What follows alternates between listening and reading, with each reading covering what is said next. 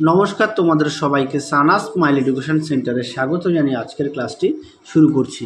আজকে তোমাদের সঙ্গে আলোচনা করব তোমরা যারা নবম শ্রেণীর তৃতীয় পর্যায়ক্রমিক মূল্যায়ন পরীক্ষা দেবে তোমাদের জন্য রায় ও মার্টিন প্রশ্ন বিচিত্র থেকে আজকে সমাধান করে দেখাবো নবম শ্রেণীর ভূগোল বিষয়ে মডেল নাম্বার 11 অর্থাৎ 11 নম্বর স্কুলের যে সমস্ত ছোট ও বড় প্রশ্নগুলি আছে সমস্ত প্রশ্নের উত্তরের সমাধান করে দেখাবো। চলো দেরি না করে মূল বিষয়ে যাওয়া যাক। প্রথমে দেখো এক জায়গায় প্রশ্ন আছে, পৃথিবীর নিরক্ষীয় ব্যাস ও মেরু ব্যাসের মধ্যে পার্থক্য হলো 43 কিমি, অপশান সি।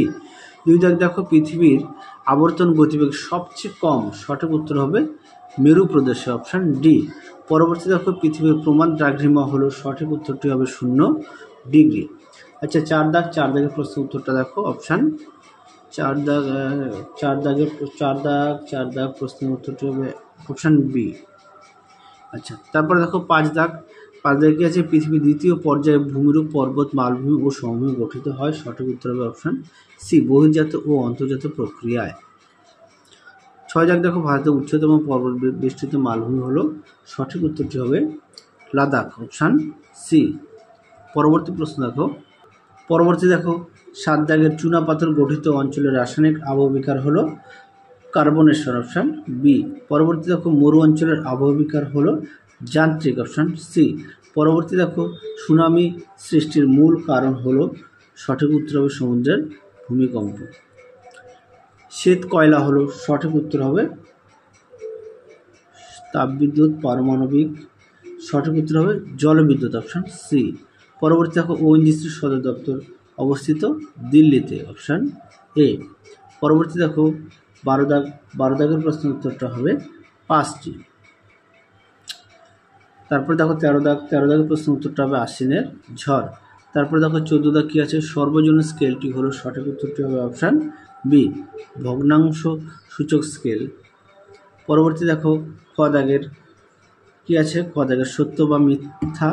আচ্ছা, এক দাগের প্রশ্নের উত্তরটা হবে সত্য, দুই দাগেরটা হবে মিথ্যা, তিন দাগেরটা হবে সত্য, চার দাগটা হবে মিথ্যা, পাঁচ দাগটা হবে সত্য, ছয় দাগটা হবে সত্য, সাত দাগটা হবে মিথ্যা। পরবর্তী দেখো শূন্যস্থান পূরণ। একের ড্যাশ গতির প্রভাবে বায়ুর গতি বিক্ষেপ ঘটে, উত্তর হবে কোরিওলিস। দুই দাগ দেখো, পরবর্তী দেখো কি আছে, তিন দাগের ভঙ্গিল পর্বত হচ্ছে, পরবর্তী দেখো তিন দাগের ভঙ্গিল পর্বত উত্তরটা হবে ভূ আলোড়নে গঠিত হয়। চার দাগের প্রশ্ন উত্তরটা হবে জিমারম্যান।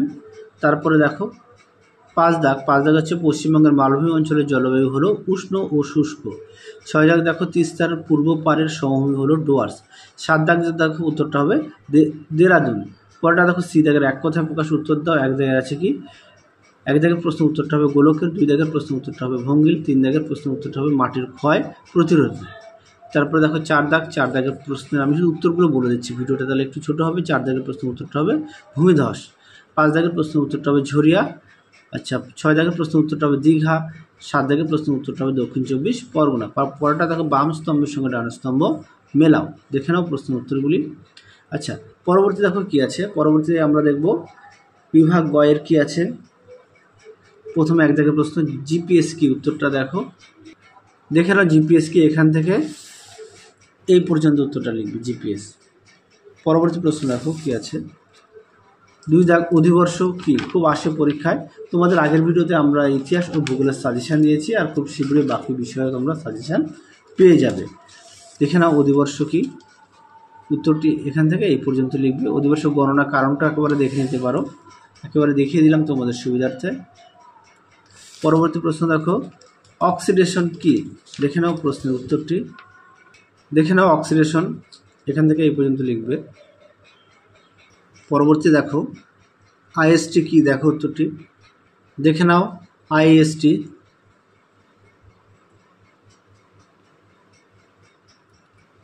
পরবর্তী দেখো কি আছে, গিরিজনীয় আলোড়ন কি, দেখো প্রশ্ন উত্তরটি, দেখে নাও প্রশ্ন উত্তর গিরিজনীয় আলোড়ন, এখান থেকে এই পর্যন্ত উত্তরটা লিখবে। পরবর্তী প্রশ্ন দেখো কি আছে, প্লিউম কি, দেখো প্রশ্ন উত্তরটি, দেখে নাও প্লিউম কি, এখান থেকে এই পর্যন্ত উত্তরটা লিখবে। পরবর্তী প্রশ্ন দেখো সাত দাগের সুনামি কি, দেখো প্রশ্ন উত্তর, দেখে নাও সুনামি কি। পরবর্তী প্রশ্ন দেখো পিএমআর। আচ্ছা, পিএমআরটা একটা আমি বলে দিই। পিএমআর ফুল ফর্ম হচ্ছে পোস্ট মনসুন রেইনফল। বিস্তারিত একটু বলে দিচ্ছি, তোমরা একটু লিখে নিও। হ্যাঁ, ভূগোলের ক্ষেত্রে মৌসুমি বৃষ্টির একটি ধরন যা বর্ষার শেষে ঘটে। ভারতীয় মহাদেশে বিশেষ করে দক্ষিণ পশ্চিম মৌসুমি বায়ুর প্রভাবের পর এই সময়কালে কিছু অঞ্চলের অতিরিক্ত বৃষ্টি হয়। এই বৃষ্টি মূলত আকস্মিক এবং তা সাধারণ অক্টোবর থেকে ডিসেম্বর পর্যন্ত ঘটে। সেটাই পিএমআর তোমরা লিখবে। ঠিক আছে, পরবর্তী দেখো, রাঢ় অঞ্চল কি? দেখো প্রশ্ন উত্তরটি দেখে নাও। রাঢ় অঞ্চল এখান থেকে এই পর্যন্ত উত্তরটা লিখবে, এখান থেকে এই অবধি। পরবর্তী প্রশ্ন দেখো। আচ্ছা, অদ্বিতীয় সম্পদ কি? অদ্বিতীয় সম্পদ হলো পুনরুদ্ধার করা যায় না যে সম্পদ, সেটাকেই বলবো অদ্বিতীয় সম্পদ। যেমন তেল, গ্যাস, কয়লা। হ্যাঁ, পরেরটা দেখো, আরএফ স্কেল কি? দেখো উত্তর দেখে নাও। প্রশ্ন উত্তরটি সুন্দর করে দেওয়া আছে, তোমরা অবশ্যই পড়ে নিয়ে লিখবে। পরবর্তী প্রশ্ন দেখো, কার্টোগ্রাফি কি? দেখো উত্তর দেখে নাও। প্রশ্নটি উত্তরটা তোমরা এখান থেকে এই পর্যন্ত লিখবে। পরবর্তী প্রশ্ন দেখো। বিভাগ ঘয়ে প্রশ্নমান হচ্ছে 3 নাম্বার। এক জায়গায় আছে আবর্তন গতি ও পরিক্রমণ গতির মধ্যে 3টি পার্থক্য লেখো। এই প্রশ্নটা তোমাদের আমরা সাজেশনে দেওয়া আছে, তোমরা অবশ্যই দেখো। এখানেও আবর্তন গতি ও পরিক্রমণ গতির পার্থক্য দেখে নাও। তোমরা অবশ্যই বিষয়গুলো উল্লেখ করবে, বিষয়গুলো না লিখলে কিন্তু নাম্বারটা ভালো দেবে না। আর অবশ্যই পাশাপাশি পাঠ্য বইটি খুঁটিয়ে পড়বে, আগের ভিডিওতে দেখানো আছে পার্থক্য। পরবর্তী প্রশ্ন দেখো, অক্ষরেখা ও দ্রাঘিমা রেখার মধ্যে 3টি পার্থক্য উল্লেখ করো। দেখো প্রশ্ন উত্তরটি দেখে নাও। অক্ষরেখা ও দ্রাঘিমা রেখার মধ্যে 3টি পার্থক্য দেখে নাও। খুব গুরুত্বপূর্ণ প্রশ্নটি, তোমরা অবশ্যই ভালো করে পড়বে আর অবশ্যই বিষয়গুলো উল্লেখ করবে। পরবর্তী প্রশ্ন দেখো, 3 দাগের প্রশ্নটা দেখো। তোমরা এই প্রশ্নটা আগের ভিডিওতে দেখানো আছে, একটু দেখে নিও। পরটা দেখো, দুর্যোগ ও বিপর্যয়ের মধ্যে পার্থক্য। দেখো উত্তর দেখে নাও। প্রশ্ন উত্তরটি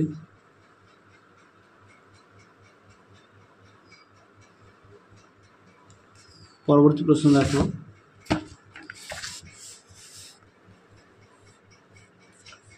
পশ্চিমবঙ্গের ভৌমজলের অতি ব্যবহারের কুফলগুলি আলোচনা করো। এটা পেজ নাম্বার দেওয়া আছে, একটু কষ্ট করে দেখে নিয়ে। 6 দাগ দেখো, বৃহৎ ও ক্ষুদ্র স্কেল মানচিত্রের মধ্যে পার্থক্য। দেখো উত্তর দেখে নাও। প্রশ্ন উত্তরটি পরবর্তী প্রশ্ন দেখো কি আছে।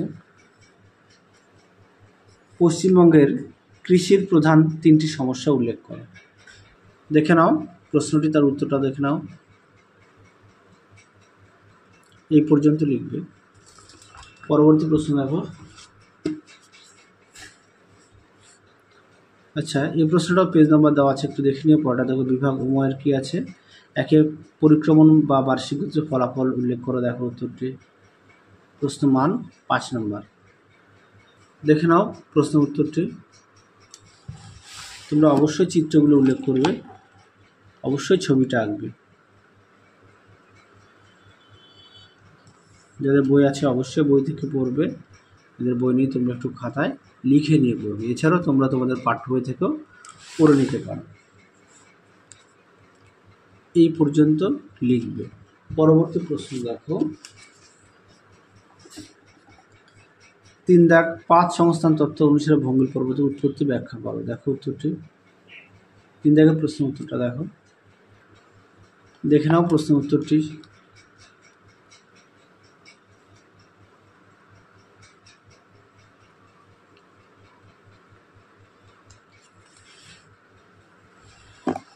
দেখে নাও, তোমরা অবশ্যই চিত্রগুলো উল্লেখ করবে। এই পর্যন্ত লিখবে। পরবর্তী প্রশ্ন দেখো, 4 দাগ, মৃত্তিকা সংরক্ষণের উপায়গুলি সংক্ষেপে আলোচনা করো। দেখো উত্তর দেখে নাও। মৃত্তিকা সংরক্ষণের উপায়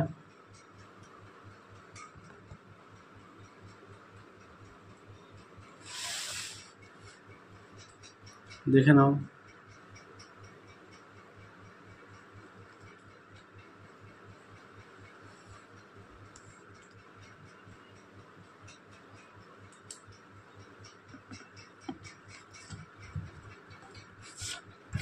পরবর্তী প্রশ্ন দেখো,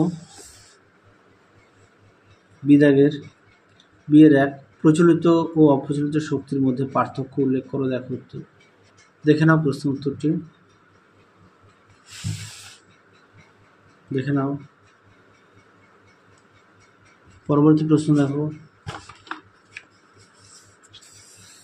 পরবর্তী দেখো 2 দাগের, পশ্চিমবঙ্গের উত্তরে পার্বত্য অঞ্চল ও পশ্চিমের মালভূমি অঞ্চলের ভূপ্রাকৃতিক তুলনা করো।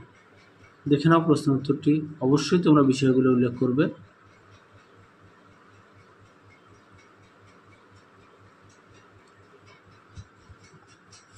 পরবর্তী প্রশ্ন দেখো, পশ্চিমবঙ্গের চা চাষের অনুকূল পরিবেশগুলি উল্লেখ করো। দেখো উত্তর, দেখে নাও প্রশ্ন উত্তরটি, দেখে নাও।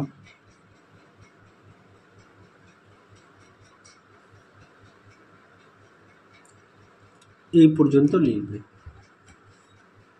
পরবর্তী প্রশ্ন অর্থাৎ শেষ প্রশ্ন কি আছে, পশ্চিমবঙ্গের উত্তরবঙ্গের নদ নদী ও দক্ষিণবঙ্গের নদ নদীর মধ্যে তুলনা করো। খুব গুরুত্বপূর্ণ প্রশ্ন, তোমরা মানচিত্রগুলো দেখে নাও একটু, দেখে নাও প্রশ্ন উত্তরটি। চলো তাহলে আজকের মতো এখানেই সমাপ্ত করছি। আবার দেখা হবে খুব শীঘ্রই তোমাদের পরবর্তী ভিডিওতে। তোমরা সবাই সুস্থ থেকো, ভালো থেকো। আজকের মতো টাটা।